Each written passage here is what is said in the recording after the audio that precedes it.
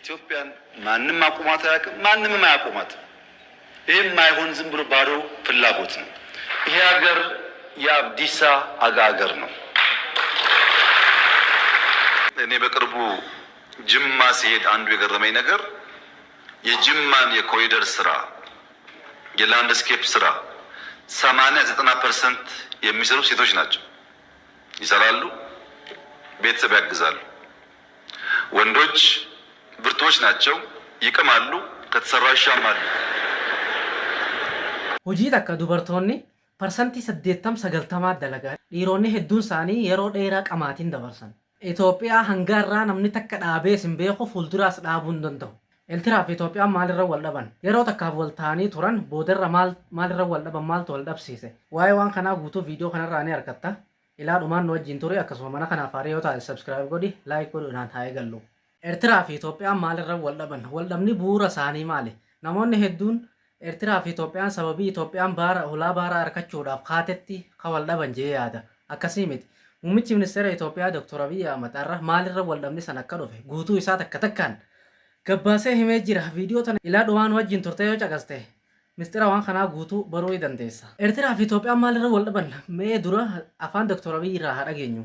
የእኛንና የኤርትራን ጉዳይ ላንሳ። አንዳንድ ሰዎች በኢትዮጵያና በኤርትራ መካከል ችግር የተፈጠረው የኢትዮጵያ መንግስት የቀይ ባህር ጥያቄ ስላነሳ ነው ብለው ይላሉ፣ ያስባሉ፣ ይተነትናሉ። ግን አይደለም። ኤርትራ ከተፈጠረች ዘመን ጀምሮ በኢትዮጵያ መንግስትና በኤርትራ መካከል ኢሹ ነበረ፣ ታውቃላችሁ። እኛ ከመጣን በኋላ አያስፈልግም ይቅርብን ብለን ሞክረናል። 5 ዓመት ለምነናል። ጸቡ የተጀመረው ብዙዎች እንደሚያስቡት የቀይ ባህር ጉዳይ ሲመጣ አይደለም።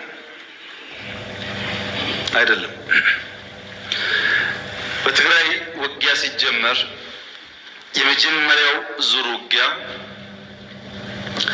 ሽሬ ካስለቀቅን በኋላ የኤርትራ ጦር ከኋላ ተከትሎ ሽሬ ገብቶ የአንዳንድ ሰዎችን ግለሰቦች ቤት ማፍረስ ፎቅ ማፍረስ ሲጀምር ጸብ ተጀምሯል። lolli Itoophiyaa fi Eertiraa kan dhufe namoonni hedduun sababa Itoophiyaan hulaa baaraa gaafattee jee yaada akkasuma xiinxalaa. Giin akkasii miti. Eertiraan beekumtii biyyaa harkatteerraa ilaa hanga ammaa mootummaa Itoophiyaatiif kan Eertiraa hedduu hangarraa wal dhabni yookaan walitti aariinsi waan jiru ilaa hangammaa jechuudha. Nuti eega dhufne yeroo hedduu kun hin barbaachisu jennee amma 5 ol kadhachaa turre. Wal dhabiinsi ammaa garuu akkana fakkaatetti akka muummicha ministeera afaan isaarraa akkaan dhageetti yeroo dura Tigireen lola bantu Itoophiyaatti waraana Itoophiyaa fixee guyyaa dura lollee eegalame jechuudha. Waraanni Eertiraatis waliin seenee ture waraana mootummaa Itoophiyaatti wajjin jechuudha. Waraanni mootummaa Itoophiyaa lolaa dura deemaa magaalota garaagaraa gadhiisisaa akkasuma bakka garaagaraa gadhiisisaa dura deema. Eertiraa kun booda deemaa dhufa. Bakka kan mootummaa Itoophiyaa kun gadhiisisee bira dabre. Eertiraa kun seenee meeshaalee garaagaraa hatuudhaan zarafuudhaan industiriilee garaagaraa taasisaa buqqaatee fudhachuu danda'amu fudhachuun taan gubuudhaan wantoota akkasii hedduu godhuu waan turaniif bakka shireettu yeroo mootummaan Itoophiyaa gadhiisisee Tigiree bira dabrutti waraanni Eertiraa dhaqee seenee bakka san meeshaalee hedduu hatee akkasuma namoota hedduu achirra shanee wantoota badii gurguddaa akkanaa waan godheef yeroo sanitti mootummaan Itoophiyaatis hin dubbanne ture. Ammallee san bira kutanii Aksum yeroo mootummaan Itoophiyaa gadhiisisutti isaan duubaan seenanii Aksum keessa warshaalee garaagaraa akkasuma ammallee achitti irra deebi'anii hatuun namoota hedduu achirra shanuudha. Waxxaatii nama dargaggoo jechuudha. Wantoota akkanaa godhee yeroo hanga kun godhamu kana hundatti muummichi ministeeraa namoota hedduu manguddummaadhaaf gara Eertiraa erguu ture. Waraanni Eertiraa yeroo sanitti waan san dhaabuun turre kaayyoon isaanii akka fakkaatutti Itoophiyaa diiguu yookaan baqa akkuma Eertiraa san miskiina yookaan qabeenya isiin qabdu guutuu daaraa godhaa deemu jechuudha. Akka waan yaada akkasii qaban fakkaatan yeroo himamu jechuudha. Laalimee waraanni takka bakka lolaa deemu waa hunda balleessaa diigaa yoo deemu fakkeenyaaf akkuma Israa'el Gaazaa godhaa deemtu san jechuudha. Bakka sanii namni akka deebi'ee hin jiraanne hunda godhaa deemu jechuun san waan fokkotaadha. Akkasuma namni bakka sanitti akka qabeenya horatee haala gaariin deebi'ee jiraachuu danda'u hin fadhan jechuudha isaan san. Waan akkanaarraa waan kaaniif akkasii balleessaa deeman jechuudha. ammallee akkasuma adawaa gisee mootummaan Itoophiyaa gadhisiisee bira achi dabre achittillee wantoota uumama akkasii raawwatanii waan jecha fokkotaa fi gocha fokkotaa hunda hedduu achi raawwatanii mootummaan Itoophiyaa achi booda tarkaanfii fudhachuu eegale. Mootummaan Itoophiyaa yeroo sanitti gara lamaan lola banuu hin danda'u ture. Sababni humni lachuu yeroo sanitti humna gurguddaa ture. Mootummaan Itoophiyaa yeroo sanitti mootummaa hariyoomsaa yeroo sanitti aangoo qabate waan ta'eef xiqqoo ulfaataa ture. Akkasumaanuu yeroo Maqalee mootummaan Itoophiyaa seenuudhaaf ga'utti waraanni kunis duubaan dhufee Maqalee yoo seene Maqalee keessatti Maqalee jechuun magaalaa guddittii Tigraay waan taateef achi keessa batii guddoo hanqammaa raawwate dura caalaa raawwachuu waan danda'uuf akka achiin seenne magaalaa saniin asitti akka dhorkamu murna biraa achi kaanii as booda yookaan achi deemtan ta'e isaan dhiifnee isinitti achi dachaanaa lola isinitti garagallaa waan jedhamuun isaan akkas jedhanii ni sodaachisanii jechuudha.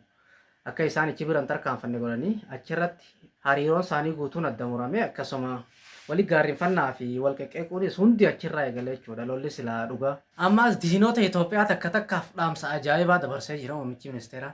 Warroota Itoophiyaa diiguuf waloo alaa ibidda warra keessaa biyya diiguuf laatu isaan saniif kennuuf jechuudha. Biyyoota Itoophiyaan akka diigamtu fadhu saniif dhaamsa ajaa'ibaa dabarsee jira. Dhageeffadhume. ኢትዮጵያን ማንም አቁማት አያውቅም፣ ማንምም አያቁማትም። ይህ የማይሆን ዝም ብሎ ባዶ ፍላጎት ነው፣ ሮንግ ኢንቨስትመንት ነው። በነገራችን ላይ ኢትዮጵያን መጉዳት የሚሹ ሀገራት ቢያንስ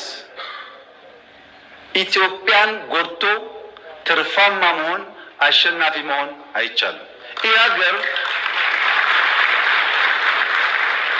ይህ ሀገር የአብዲሳ አጋ ሀገር ነው። አብዲሳ አጋ በሰው ምድር ታስሮ ሳለ የሀገሩ ወረራ ከሀገሩ አርበኞች ጋር መታገል ሲያቅተው እዛው ሀገራቸው ውስጥ ሆኖ ሰላም እንደነሳቸው ኢትዮጵያውያን ስንነካ ስንጠቃ በምድራችን ብቻ ሳይሆን በእኛ በሚባለው ችግር ፈጣሪዎች መሆናችን አይቀሬ ነው። Kuni waan hin taane abjuu duwwaadha. Waan dhugaa hangaa irraa Gibsii fi Eertiraan godhu jirtu takka taa namni hundi beeku. Itoophiyaa ajjeesuudhaaf ikoonoomii wantoota keessa isii guutuu laaffisuuf investimentii isaan hedduu godhan maallaqa hedduu baasan. Amatoota 5 dabre kana keessatti yakkamtee Gibsii doolaara miliyoona takka ol fixxee jechuu kan hin dhageenu miidiyaa addunyaarra. Wantoota kana Itoophiyaa miidhamtee nuti tirfii ni harkanneettanii yoo yaaddan kun waan hin taane muummichi ministeeraas akkana jedhee ergeef dhaamsa. Itoophiyaa miidhamtee isin miitanii jechuudha. Tirfii waan barbaaddan san harkachuun tasuma hin danda'amu. Hin danda'amu bakka kun dhugaadha. Hin danda'amu. Akka taarika isiitii sangaarraa beenutti Itoophiyaa hangaarraa gufachuu waan jiru tahee garuu hangaarraa diinni isii waan fadhu san itti milkaa'ee galmaan geeffatee hin beeku. Saniifuu ani hin danda'amne kun dhugaadha. Garuu kana hunda caalaa wanni hedduun ajaa'ibsiise. Biyyi tun biyya Abdiisaa Aagaatii jedhe Dr. Abiy. Abdiisaa Aagaa namoonni hedduun amma warroonni hayyoota garaagaraa beekan jedhee yaada. Namoonni irraa hedduun ni beekan. Garuu an maqaa isaan beeka malee hangarraa dhugaa taarika isaa hedduun beeku ture. Abdiisaa Aagaa akka muummichi ministeeraa jedhetti warroota biyya isaa diiguu dhufe kana biyya namaa keessatti osoo hidhaa jiru biyya san keessa biyya Itoophiyaan xilaataa san keessatti jechuun osoo hidhaa jiru warra Itoophiyaarraa xilaata morkachuudhaaf irraa ittisuudhaaf lolu kana wajjin loluu yeroo sanii waan hin dandeenyeef biyya san keessatti hidhaa jira waan ta'eef achi keessa taa'ee nagaya isaan dhorke jechuudha. Wallaahi nama ajaa'ibaati mee ilaal biyya namaa keessatti hidhaa jiraattee mootummaa biyya sanii shororkeessuu danda'u jechuudha. Hidhaa jirta bara. Garuu mootummaa biyya sanii shororkeessitee jirta burjaajeessu. Wallaahi dhugaan goota. Nuti Itoophiyaawwanonni miidhamnee madooyinee biyya teenya yookaan dachii teenya qofa keessatti osoo hin taane bakka isin jirtan dachii teessan irrattis nagaya isin dhorkuu dandeenyaa jeen muummichi ministeeraa jechuudha. Abdiisaa Aagaati namni taarikii kana nu dura godhee jiru beeki. Saniifuu wanni kun akkan uumamne isiniis akka nagaya hin dhabne wanni kanarraa furmaata wal taanee nagaya keenya eeggannee olachuu nagaya hin jiraanne.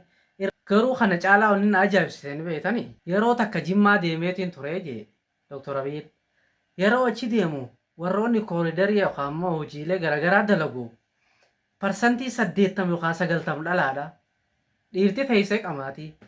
Ara nama ajaa'ibsa wallahi dhiironni humna guddaa tana qabaatanii dhalaan uzuriidhaan malee dalaguun sirriidha jee yaadu.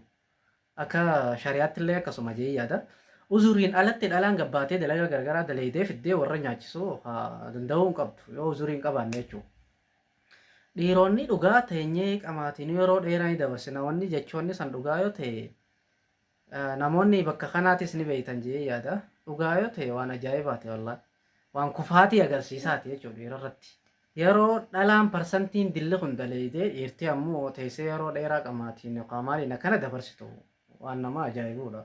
Teenyee yeroo dheeraa haasawaa fi qamaatii kanaan dabarsinee jijjiiramuu dadhabnee biitii miskiinaa waan garagaraa waan akkanaa mikniyaata akkanaa daraddaruurra yeroo dheeraa teenyee akkas balleessinu sayyoo itti daleene biyyoo miskiina tana keessatti milkaa'uu ni dandeessa jechuudha. Saniifuu wanni kun akka nutti hin baranne anaa fi isiniifis barnoota akka ta'u jee yaada.